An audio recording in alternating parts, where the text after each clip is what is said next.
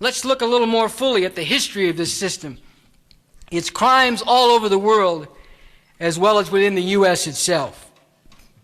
Look at what their system is doing to the earth, how it is wrecking the environment. In places like Brazil, as well as in places in Africa and Asia, there are beautiful rainforests full of a rich diversity of species which are being torn down and destroyed by the ever-hungry engine of this system. These are not just short-term effects. This has a long-term effect on the environment, not just in those places, but all over the world. And it has an effect on the people, too. For example, in Brazil, indigenous people, whose way of life was based on living in the rainforest, wake up one day to see a bulldozer knocking down the trees 100 yards from where they've always lived. And what's the result of this? Many of them can no longer go on living the way they were before. And one of the things that happens is many of the young women go into the cities in Brazil to become prostitutes because that's the only way they can survive. And now we have people like Bush and them talking about drilling for oil in Alaska. Once again, hungry for oil without regard to the environment or the effects on the people for generations to come.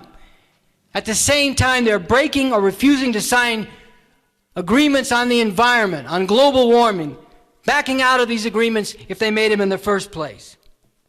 Once again, these are not just so-called isolated incidents they always tell us about, the few rotten apples. This is what they have done and are doing to the environment throughout the U.S. and all over the world. To take one outrageous example of this, within the memory of many people alive today, the U.S. government carried out testing of nuclear weapons, bringing contamination and poisoning of people even inside this country itself, along with the devastation and the driving out of the whole population of the Bikini Islands in the Pacific during the late 1940s and 50s. Because of this nuclear testing in their home was no longer livable for them.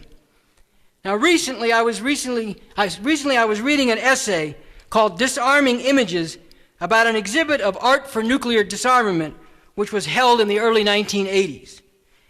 And I noticed that the author of this essay points out that according to the dictionary, Webster's Third International Dictionary, the name bikini given to the bathing suit comes from comparing, quote, the effects of a scantily clad woman to the effects of an atomic bomb, unquote.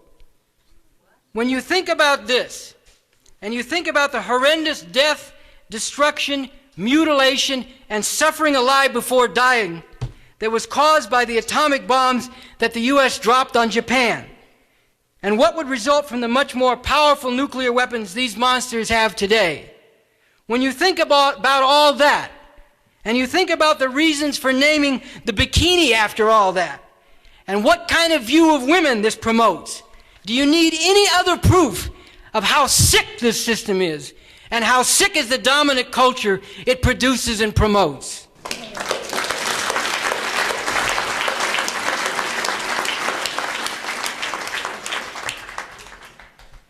And speaking again of the environment, now they are not only gutting environmental protection laws and safeguards in the U.S. itself, they are insisting that governments everywhere in the world do the same. They are declaring that even limited attempts at environmental protection are an unfair obstacle to free trade. In other words, it is in the way of their endless rampage for more profit, without regard or consideration to the cost for humanity, in this generation and for generations to come. This system and those who rule over it are not capable of carrying out economic development to meet the needs of the people now, while balancing that with the needs of future generations and requirements of safeguarding the environment.